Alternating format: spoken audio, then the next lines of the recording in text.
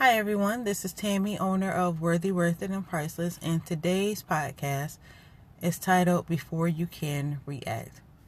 Now, I've been stating, if you've been following the podcast, that I had to go to a couple of schools to look at schools, basically for my daughter, Yavea, who is 2 years old. She's in the process, or we're in the process, of getting her into a preschool.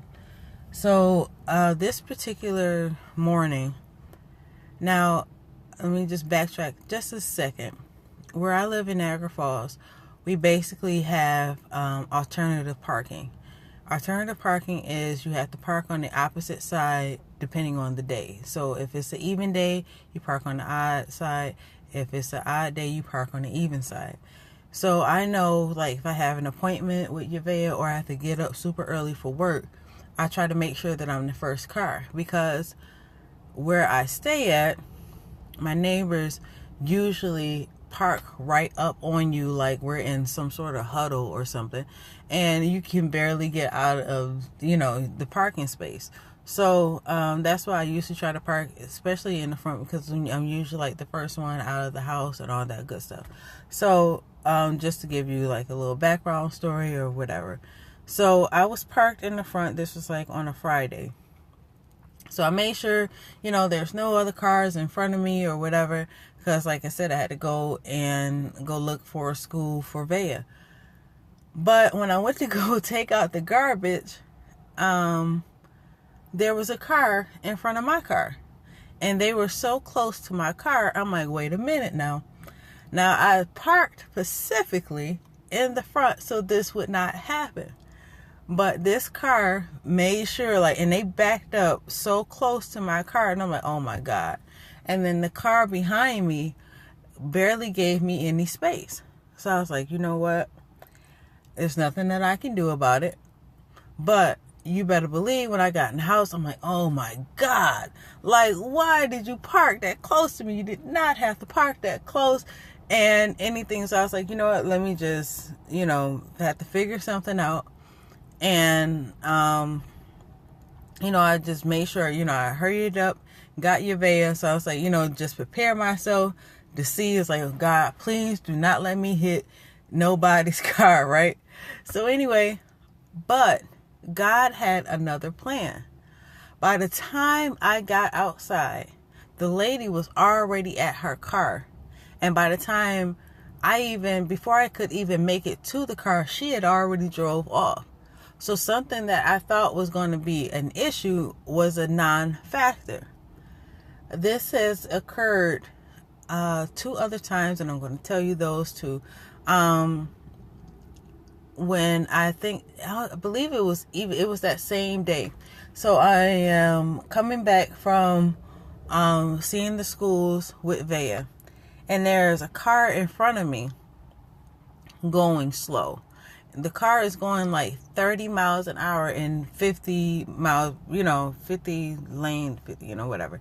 So, so they're going slow. And I'm like, oh my God, like, why are they going so slow? And then, the cars behind you, they start like really getting up on you. So I'm like, oh my God, like, will everybody just move or whatever? Before I could even adjust myself or even say the words or say something, next thing I know, God moved the car in front of me and the car in front of that car out of the way. And then I had a whole clear pathway. So before I could even say anything, God had already taken care of the situation. So yesterday, also, I was at the store with my mom and Yavea.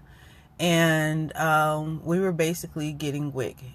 Sometimes in a lot of stores, it is a pain in the butt to get WIC, because a lot of times the cashiers don't know anything, and then the people get impatient. And I know, like, that's nobody's, my daughter needs milk. I don't really care.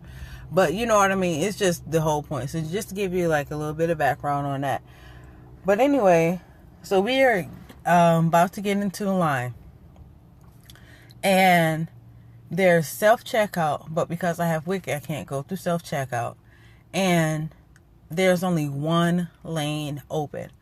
The lane that is open there is two ladies in the lane, and they have cart full of stuff. Like, it looks like it's about $100-$200 worth of food in their carts.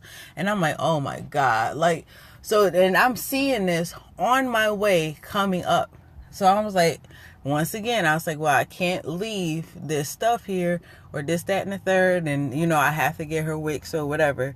So I'm starting to prepare myself, like, well, we're going to be here for a minute. Before I could even do anything, there was a manager. She came up and she actually asked the ladies, because they were the next ones in line. It was like, oh, well, you know, I'm open over here. They looked at me. It's like, no, she can go. You know, our lane is almost filled. And I'm like, wait a minute now. Wait, what you doing, Jesus? You know what I mean? So anyway, I went into, and I was the first one in line once again. I don't know what God is doing. But if you see, for the most part, other than the lady, you know, moving the car, but if you pick her and the car, that's two.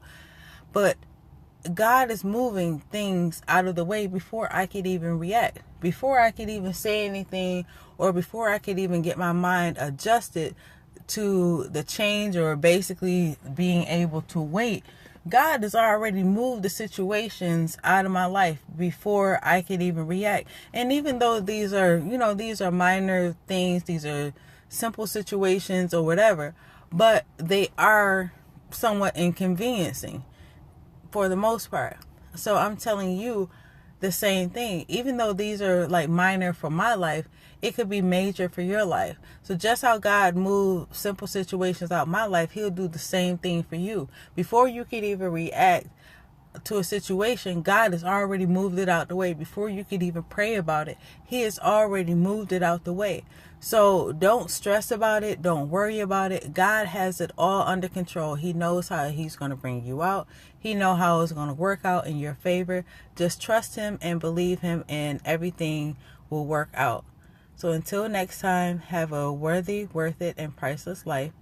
And bye.